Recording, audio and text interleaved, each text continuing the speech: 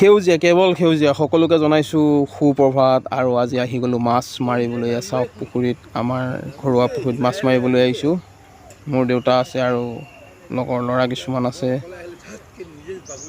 আজি মানে মাছ কেলৈ মাৰিছোঁ, বিয়া এখন আছে, চ' সেইকাৰণে মাছ মাৰিলোঁ। চাই থাকক শেষলৈকে ভিডিঅ'টি। এয়া কেৱল মাছ মৰা ভিডিঅ'হে দেখা পাবলৈ পাব এতিয়া বৰ্তমান। এয়া আহি আছে, লাহে লাহে টানি থকা হৈছে জাল। ঐ জাল দাঙি দে, এইফালে মাছ যাব, জাল দাঙি দে।